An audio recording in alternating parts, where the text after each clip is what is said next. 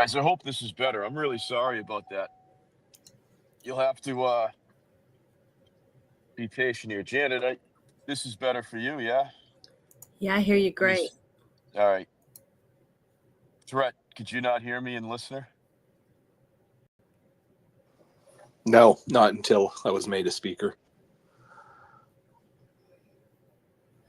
All right. Maybe it's not me then. The only other time I've solved this problem on the fly is when I didn't record the space. Which is fine.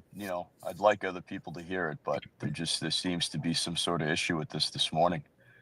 I'll do my best, guys. So, yeah, I see some people dropping out still. Casey, you can hear me, bud? That's good. And Nicole can. All right, so I guess it's better. Maybe it is some people. Oftentimes at night when I go into Gemini space, I have to constantly drop in and out. But I don't think it's a me thing because I'm at home sitting next to my router. So it could be, something with this feature. I don't know. Or maybe some of you are just having a ton of problems in spaces. I'm not sure. So how about you, niece? Yeah, I hear you now that you made me speaker, but even from the reset, you were still clicking in and out, Gad, so I don't think it's anything you can do. But there is an update out there, and I updated my app. I took it off Bluetooth, turned the phone off, and it still was doing things. So Janet's probably right. It's an internal X thing. So just letting you know. Thanks.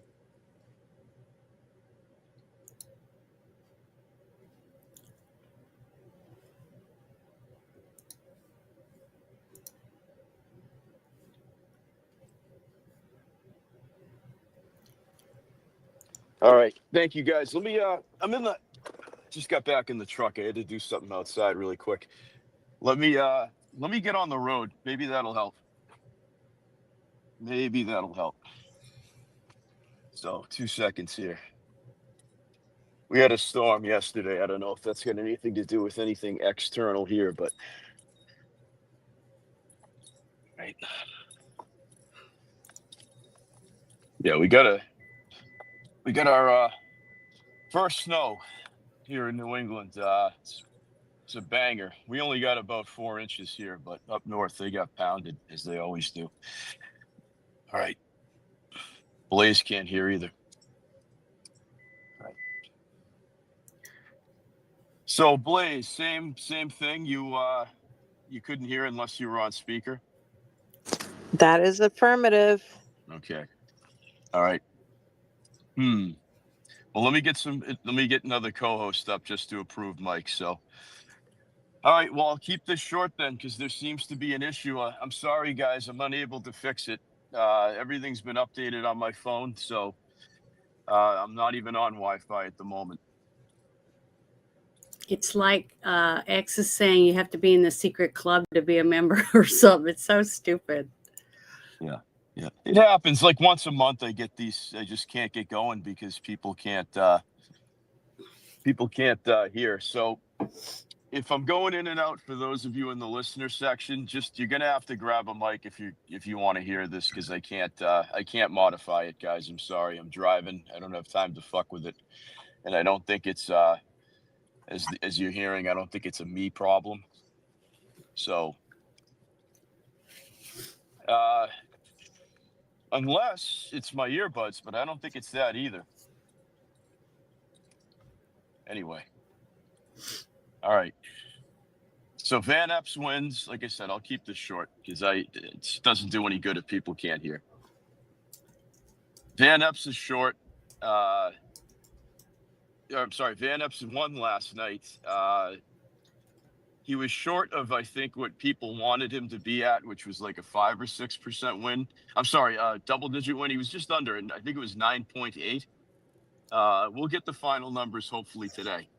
But I would call it a decisive victory, guys, because like I said, you're going to hear people say Trump plus 22, Trump plus 22. There's a lack of a ground game. You're going to hear all these tired cliches. So,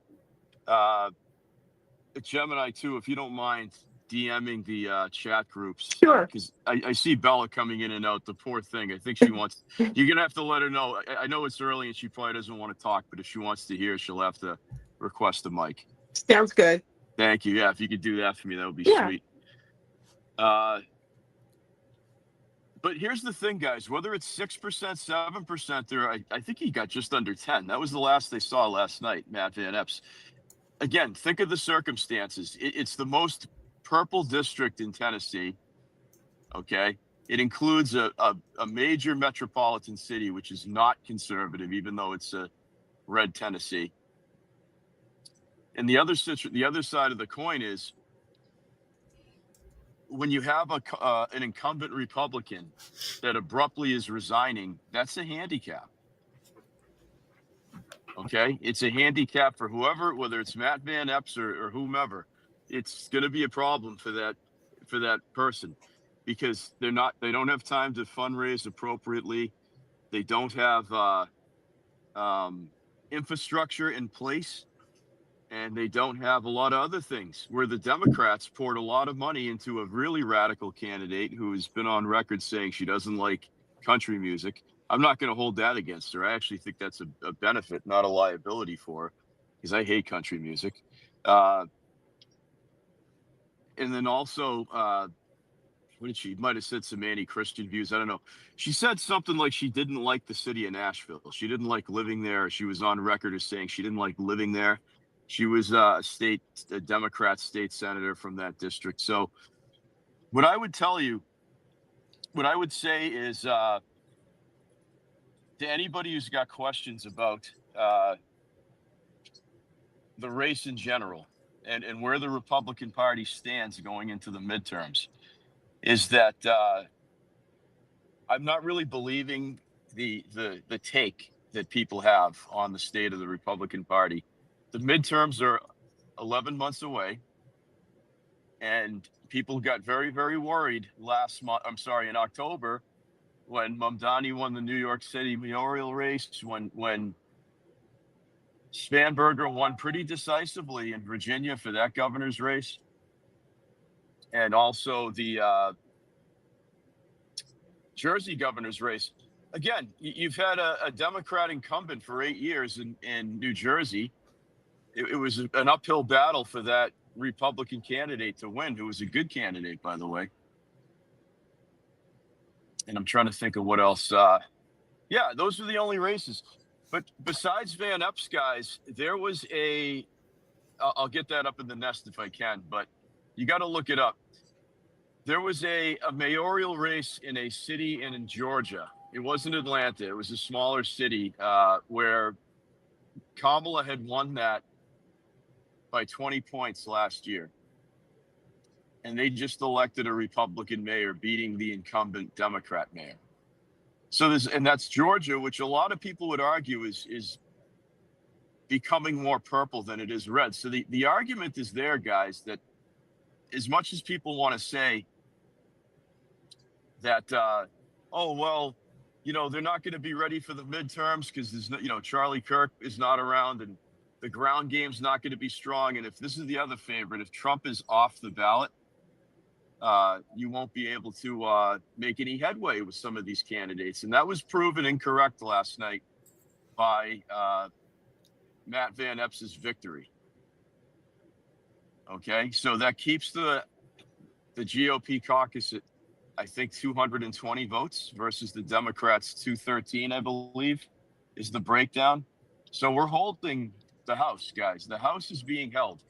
All right. Van Epps held the 7th district last night in the special election. Okay. It was almost like a pop-up snap election, and he won. And if he gets double digits, guys, a guy that had no money behind him, had no name recognition, was not an experienced campaigner, and is relatively new to politics. And he had president's endorsement. But in a district like that, that incorporates greater Nashville, that's an uphill battle for a Republican when the Democrats are outspending. They spent over $10 million on that race for a very bad candidate, in my opinion. So I'll just make this announcement, guys. If you're popping in and out, you're going to have to grab a mic to hear. There seems to be a space issue. So I won't call on you unless you want to talk or have your hand up, but you're going to have to grab a mic in order to hear this. I'm sorry. Those of you that are in here and you see friends popping in and out of here and they can't hear, DM them the space after it's recorded. They could hear it. Thank you. Niece, go ahead. I'll pause here. Go ahead. Okay, I just want to make a couple points, Gads. Thanks. I did notice because I was watching TV off and on, saw a lot of boomers going in yesterday during the day. Now I'm sure they're retired and the younger people were still working, but go boomers. I think they showed up. Van Epp said, very smart guy. He said it, Gads and everybody. You either go with Trump, you support him in the GOP on the Republican side, you go against him, we're not going to win. I was really happy to hear him say that. Very smart. Todd Starnes made a really good point too, because I think he's in Tennessee. Yeah, he said, Nashville has been completely invaded by the left. They don't serve biscuits and gravy anymore. It's, bagels and lox or whatever now. And they brought their voting policies with them, which is what we see happening across the country. But I also will say, I do think the GOP does need to do a better messaging job. This Joe Gruber, who's the new RNC chair, I don't really know that much about him, but I keep seeing I'm getting invites for, supper club dinners, 1,500 a plate still. I don't know, maybe the Dems do that too. To me, that is so archaic. They gotta get a little more aggressive or smarter in that, the messaging. I mean, that's why people are bitching about President Trump. All he does is talk about how good everything is. Well, my gosh, he has to, because, it just doesn't get out there any other way. And I'm not trying to change the subject, but since I got the speaker for a second, I just got to tell you something. I love Maria Bartiromo. I watch her every morning. Roger Williams is a congressman from Texas. He was on there this morning on a hit. And they were talking about the bill for insider trading. And one of the guests asked him if he backed it, and he does not. And his reasoning infuriated the fuck out of me. He said, well, it's pricey to run for Congress and to be in DC. And if we take an incentive away, we're not going to have any good people running. And one of the guys on the panel said, you can't do that. You get insider information in Congress. That would be like a CEO doing insider trading. You can't do that. And he said, well, yeah, but we got to trust that people are going to do the right thing. This is the problem we're dealing with, that he really thinks that we're that stupid, that we don't understand what Congress is doing. So it's a mess, but I just wanted to put that out there because I couldn't believe that guy even said those exact words. Thank you. Well, no surprise there. Don't be surprised if that bill doesn't pass either. As sad as that is to say, it's going to look. It might have bipartisan support. It might pass. I think that the curtain's been, pulled. I think the reveal is there. I think people understand it. It's going to handicap them running for reelection, having this over their head. The situation with insider trading. I mean, people on both sides of the aisle hate Marjorie Taylor Greene, and that was really her claim. She's made $24 million in profit in 5 years of being a congressperson. So, I mean, it's when it's somebody like that who's very polarizing, that's on their resume. Dan Crenshaw's another one. Uh, these are Republicans too. These aren't even Democrats. I think that they'll make up that gap somewhere else. Believe me. Any of the Democrats who vote to ban insider trading amongst members of Congress, they're probably very well connected. So, thanks, Nee. So, Janet, go ahead. You get your hand up, and then I'll get into the details of Van Epps a little more. Then we'll move to the Somalian situation, which I think is going to be explosive, and I can't wait.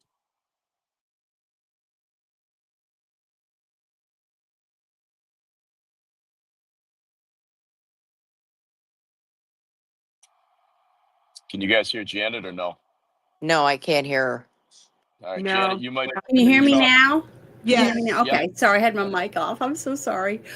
If I'm going to put it down in the bubble below, but if you tell everyone to turn on the captions, they can read what you're saying, even though we can't hear it if they don't have a mic. That's all I wanted to tell everyone.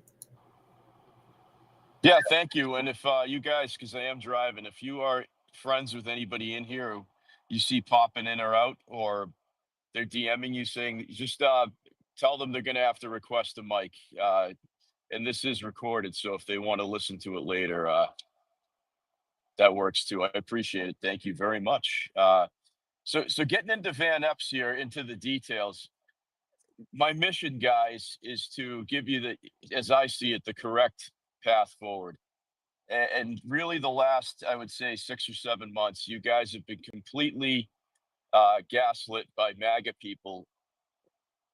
And really, what gave them the impetus to continue this was the situation regarding the off-year elections for the Virginia, Jersey, and the mayoral race in New York City. We spent the entire fall listening to the crafted narrative that because Charlie Kirk is dead, because Trump's not on the ballot, that the Republicans have quote unquote no ground game. And I think a couple weeks before Thanksgiving, I had a really long space that it seems a lot of you liked because I got a lot of feedback from it, where you agreed with my theory that it's not a Republican grassroots problem. It's a logistical geographical problem. The issue we have is the country is so balkanized, not just red and blue, especially on the heels of Trump's victory last year. But young people are not living in rural red America anymore, because what are the two demographics we say Republicans have problems with? Not in terms of race, but in terms of age. It's Gen Z and younger millennials. So basically 18 to 28-year-olds, which was Charlie Kirk's wheelhouse. Okay, when I say problem, I'm not shitting on these people. I'm just saying, what is the problem with people 18 to 28 years old? They tend to go to college. Okay, and universities, even if they're in red states, tend to be in cities in very liberal blue areas. And they stay there too. Where are jobs? So if you go to college for an ethnic studies degree, you're not going to be getting a job in bumblefuck, Missouri, population 4,800, GOP voter registration 98%. You're going to be living in New York City. You're going to be living in Los Angeles. You're going to be living in Atlanta. You're going to be living in Boston. What do all these cities have in common? They're completely Democrat controlled infrastructures, and they have been for decades, if not generations. So therefore, it is really, really hard to chase votes in the Bronx and Brooklyn, guys, when the young people that are there, yes, they're there for jobs because they're in white collar fields, but also they're living there because they like the socialism. Okay, because you don't have conservative Gen Xers living in Manhattan. You have transplants from red states who maybe I'm from Biloxi, Mississippi. My father's a Baptist minister. I can't be a purple-haired lesbian in Biloxi, but I can move to New York and be myself and have a nose ring and all this other shit. And that's what I've been trying to tell these big shot Republicans that run spaces at night is you guys are making the incorrect argument. You're not understanding logistics. You think that the Republicans have a messaging problem. That isn't the situation. Young people are not living where Republicans live. And I just gave you two reasons. While we don't like to admit it, there is a large section of Gen Z where they like socialism because they were brought up and born in the Obama era. They know in America of Obamacare. They know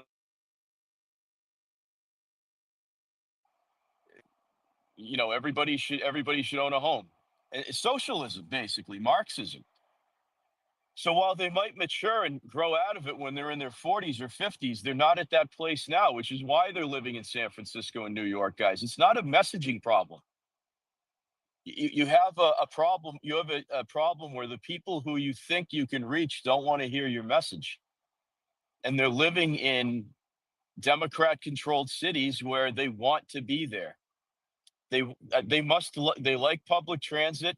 They must like having Somalians take over their city or Venezuelans. They like the chaos, is what I'm saying. So that's why it's not the Republicans being lazy or not having a plan. Guys, Trump's been on the scene for 10 years now. Half of that is president. The message is out there. Okay, MAGA is not something you have to go on Wikipedia to find out the tenements of MAGA. It's not a message. Don't believe. And I like these people. We just have a severe disagreement. A lot of these people have worked with Turning Point USA, and they seem leaderless right now with Charlie being dead. A lot of these people have worked on campaigns. A lot of these people have been influencers in various elections. So when your whole world is politics, podcasting, X Spaces, going to MAGA rallies, brick suit, and what have you, you're not really, you're getting a very filtered view of what is out there. I guess what I'm saying is when you don't have a fucking day job and you don't deal with apolitical people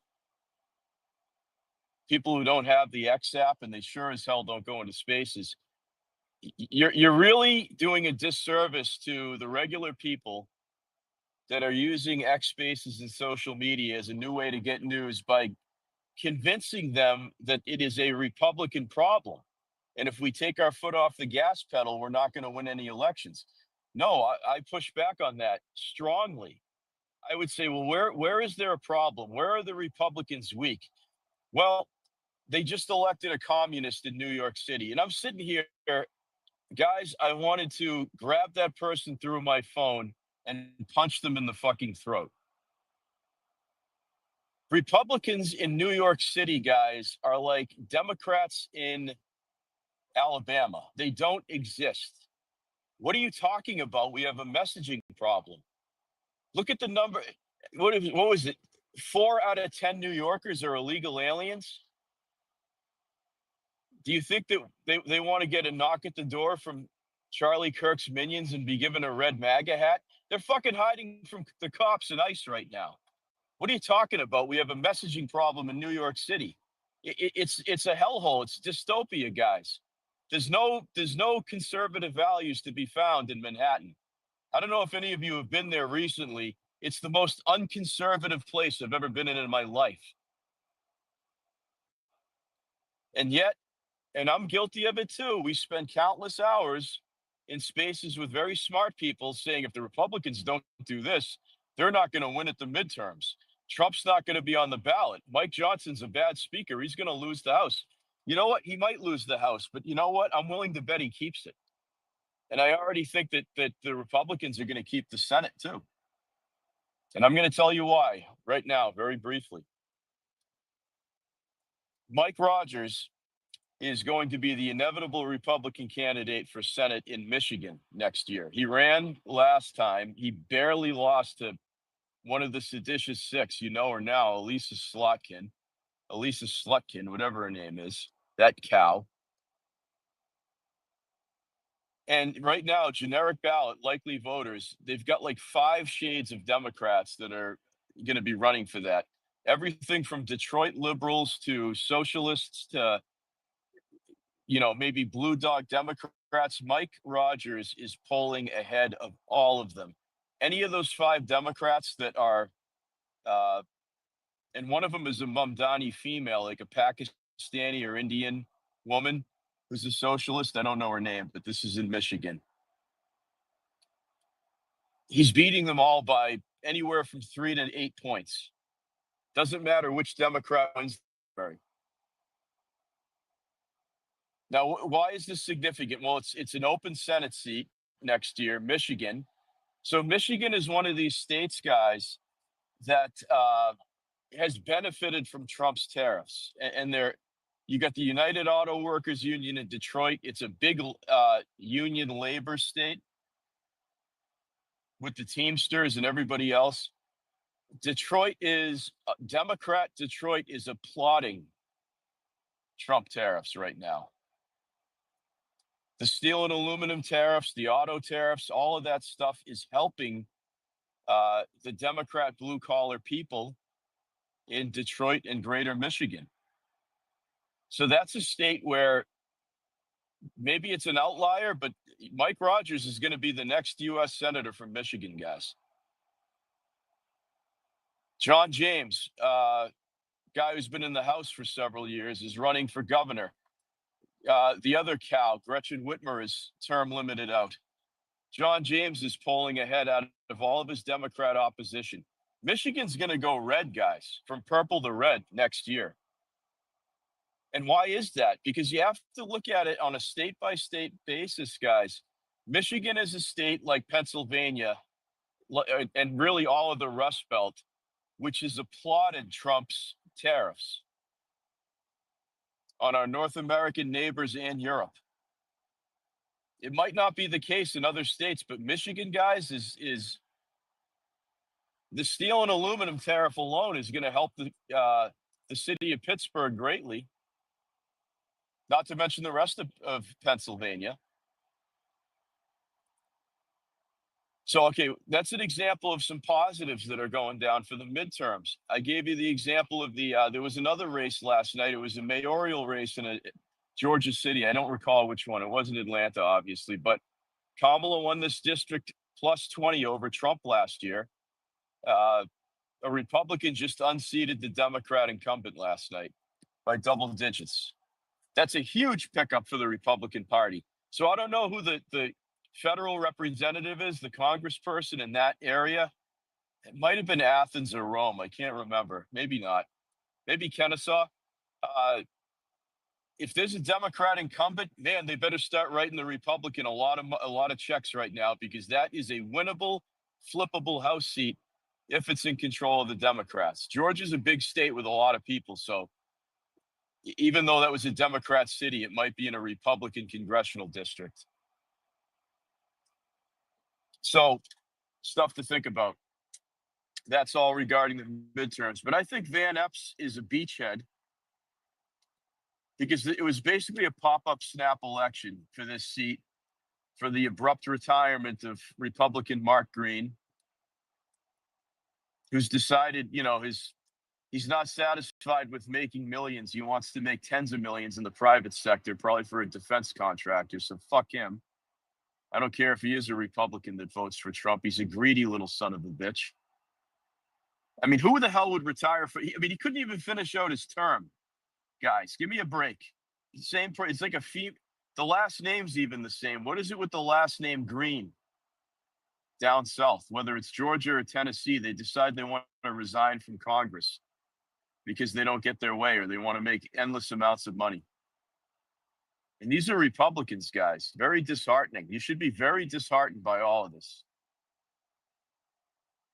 So anyway, Van Epps wins. I'm going to say by 10 points, double digits. All the haters are pissed. They wanted this to be this means Trump doesn't know what he's doing with the economy, and they're falling for affordability and all this other shit. By the way, Trump said it yesterday in his cabinet meeting. Affordability is a con job, and it is. It's a psyop that worked on many shades of MAGA over the last, like I said, maybe 6 months. How can you say that, guys? Michael Dell and his wife are donating basically $6 billion or thereabouts to these Trump accounts for children up to 10 years old, which I think is great. I don't want to get into that because it's a huge program, but guys like Michael Dell, friend, I know it's a big write-off for his company, and I understand that, but guys like Michael Dell do not write checks for $6 or $7 billion fucking dollars if this is a bad economy. We all get the numbers for Thanksgiving. How many of you that can hear me? How many of you spent less than $3 a gallon on gas commuting for your Thanksgiving holiday? I was one of those people. I filled up I was at a Costco yesterday getting gas for the last time. We'll get into that another day. I don't know if you guys have seen that. I was filling up at $2.59 a gallon. It was like $60 to fill my truck. Less than that. I was very empty too, which is why I had to go to a Costco because I was working near one. So instead of my normal gas station. So there you go, friends. I don't exactly know, because the argument you get, well, oh, beef's expensive because it costs a lot of money to truck it. Well, I understand it's diesel and it's going to be more money, but just the loopholes of pigeonholing Trump's economy, guys, are evaporating by the day. And I don't see people panicking. If you watch that cabinet meeting, I don't see Scott Bessent panicking. I don't see Lutnick panicking or Trump panicking. What I see is a lot of confidence in the future of this economy over the next several years. And they're pointing to specifically 2026 when the one big beautiful bill, AKA the one big beautiful law, kicks in. I mean, I won't get a return because I'm self-employed, so I never get a return. But I'm very, very interested for those of you that are W-2 employees and file your taxes. I don't need to know how much. I don't want to know how much you make, but I just want to know the percentage increase of your tax return. So in other words, say your return was 5,500 last year, and you're going to get back with the one big beautiful bill like 7,500. I want to know, was it a 30% boost? Everybody's going to be different depending on what your income and vocation, and what's, this is your federal tax return. If you're in a state with state income tax, that's not really relevant. It's more the federal return, how much money you're getting back. Really interested to know how much better you folks did, and I hope you do way better, and I think you will. Did the child tax credit go up? What went up? Say that again. The child tax credit. I think it stayed the same from his Okay. from his 2017 bill. So at minimum, we're all staying the same. I'm staying at 21% for my LLC, which is fine. That's acceptable to me. It was in the mid 30s during Obama. So, but many other things like especially if you're a gig worker or you're a bartender or a server, I gotta tell you, if you're a cop or a fireman who they do overtime every week, I think the first $30,000 a year you make in overtime is tax free. If you're a retired person, no tax on Social Security benefits. No tax on overtime if you get OT at your job. I think it's up to 20 or 30,000. Guys, that's going to increase your spending power greatly. Your consumer, your dollar gets stretched a lot farther. Is what I'm getting at here. All right. So Nicole's got her hand up. Go right ahead. I was just going to say that, yeah, for retirees, it's just a $6,000 deduction. They kept saying, initially that it was going to be no taxes on Social Security, but the Senate nixed that and changed it.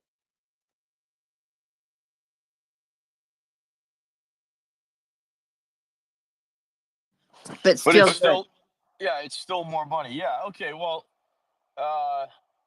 so you're saying it's up to $6,000 more in your well, per year? so what it is when you file your taxes, you take a $6,000 deduction. So it doesn't exactly work out. I mean, it's gonna be different for everybody. It may not work out to exactly $6,000 back in your pocket, but I mean, it's early, so I'm trying to figure.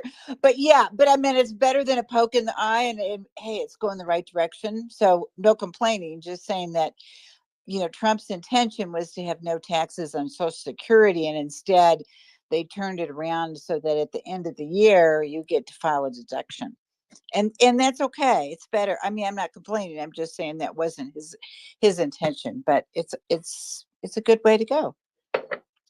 I never had taxes taken out of my Social Security, nor my husband.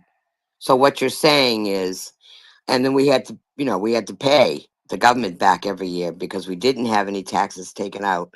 So what you're saying is, my husband and I will get a $6,000 deduction. Correct. So that when you don't pay in, then yeah. So when you do file your taxes, so if you may not have to pay anything in. I mean, there's a Great. good chance, or at least that $6,000 that you won't have to pay in. I mean, I'm not saying it clearly, but yes. So again, it's going to come at the end of the year, not during the year. But if you're not paying in anyway, then you would pay less at the end of the year versus having to pay in as Well, much. I think no, you explained it clear. Now I understand. I have a clear understanding. So what he's trying to people who are pensioners or so they tend to be on what we call fixed income because they're not working full time anymore. They're living off of a set rate. Whether it's they get a job pension or a military pension or Social Security. So if all their pensions equal, I don't know, 2,800 a month, that's their base of income. It generally doesn't go up or down. So that's what So what it is it's easing the burden on retired people. Oh, for sure. Yeah. Yeah. No, you explained it fine, Nicole. Now I get it. I'm 20 years away from retiring, so or I'll never. I don't think I'll ever retire because Oh my God, you're a youngster. well, there won't be anything left when I'm 46. Though I'm not planning on any money. I'm self-employed, so I haven't really. I've made so much money, like out of the system, so to speak, that I don't. I'm not really going to need an $800 check every month from the government. They're just going to tax. I mean, I have other things set up like rental property. I mean, I'm going to make 10 times the money off of the pension with these units. So I don't really need the money because I don't want to be taxed on it. So I'm not planning. Anybody under 50 in here, I would honestly, my non-professional advice would be not to depend on a retirement benefit from the government. In fact, anything I've paid in, if they offered it back to me tax free, I would take it and reinvest it somewhere else. It's really you shouldn't be living off of that pension alone when you guys all know this. You shouldn't be living off of that alone, and none of you are. You've all been smart with your money, I'm sure. So I just I'm very pessimistic on Social Security, and you know what? It had a good run. It's an 80-year-old program, or when did it come out in the 40s? I mean, World War II, we'll say. It had a good run. It was flawed from the beginning. It only got worse over the years. And really, the people who have paid into it the longest, the boomers now, they deserve to get it because they've been paying into it the longest. You know, I haven't been paying into it. I'm a 1979 birth year, so I've not been paying into it long, and I really I never wanted to depend on it, and I don't want taxable income like that when I'm in my 60s. That's why rents are better than any government pension because if I can, the rent can go up and I can make more money and live off of that after my expenses are paid. That's what I plan to do. So, all right. So I'm going to put the pin in Van Epps, guys. And if you want to talk about it, you can. I want to move to Somalians, which I know is Janet's favorite subject. Just kidding, Janet. But President Trump is really, the first year he talked about Venezuela all the time, and for good reason. But now he's pivoting into Somalians in and around the Twin Cities, Minneapolis, St. Paul area. Let me give you a quick history on that. So since the Black Hawk Down years of the early 90s, when Bill Clinton had that failed invasion of Mogadishu, or failed, you guys have seen the movie Black Hawk Down. It's excellent. We have been accepting Somali refugees of all places into Minneapolis, the greater Minneapolis Twin Cities area, Minneapolis and St. Paul, right across from each other, really for the last 30 years. And this is where you get your Elon Omar. And they've really become, because it's now been a generation, sadly, they've really become a fixture in Minnesota. And it's a very cold state, the land of 1,000 lakes. And it's very interesting that you have a people from sub-Saharan Africa decide to live in probably the coldest fucking place in the United States. But anyway, they've really, much like you would think, the Cuban population resides in Miami. Cuban American, well, they're legal immigrants. The Cuban American population in Miami, or the Mexican American population in, for example, El Paso, Texas, or San Diego, California. Now we have because it's been 30 years, we now have the uh, Somali community synonymous with Minneapolis. Okay. The city of the Minnesota Twins, the Minnesota Vikings, Prince and the Revolution. Minneapolis up until 1993 or 4 was known for many things. Somalians were not one of them.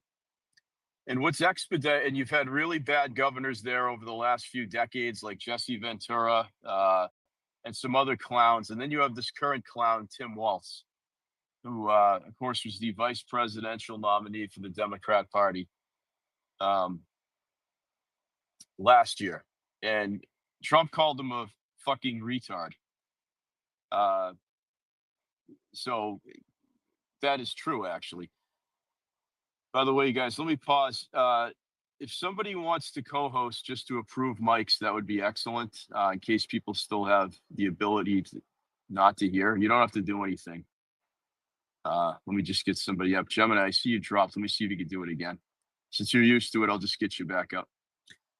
Yeah, but Tim Walz is a retard, because now the Department of Justice and Department of Treasury are on his ass right now because of the situation with all the fraud, and that the Somalian community has been stealing billions of dollars a year, it seems, of federal money from the state of Minnesota.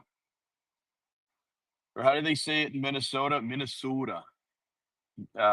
They've got that really obnoxious accent in Minnesota. I never liked it.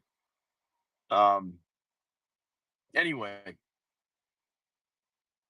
there's going to be a lot of heat on Tim Walz's ass right now, because now he's going to have that city loaded with feds, and not just ICE. You're talking about DEA, FBI, even Treasury's involved. Remember,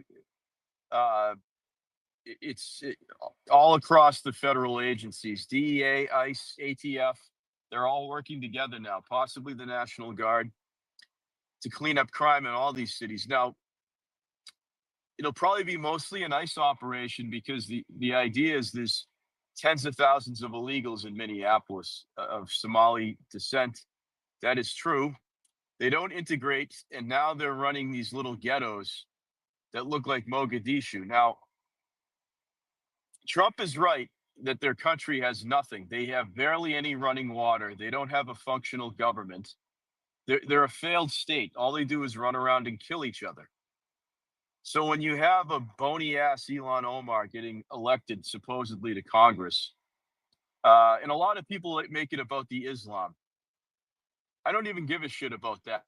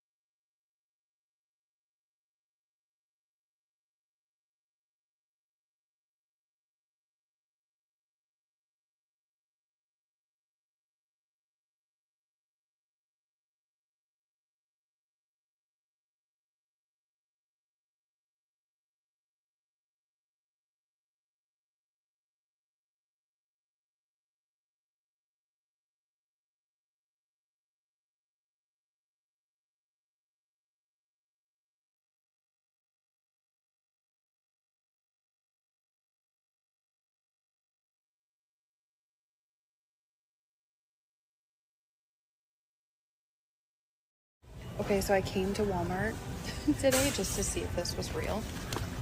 See this? Do you see this big box of like cookie things? These? And it says product of India. Product of India right there.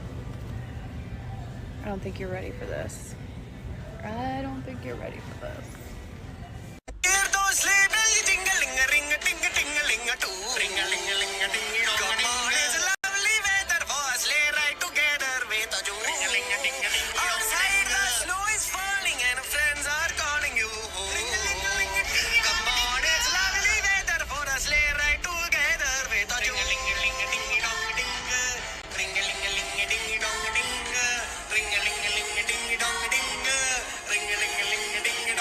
Puedes ir por las tuyas a tu tienda favorita. Ross, Burlington, Target, Safeway, entre otras.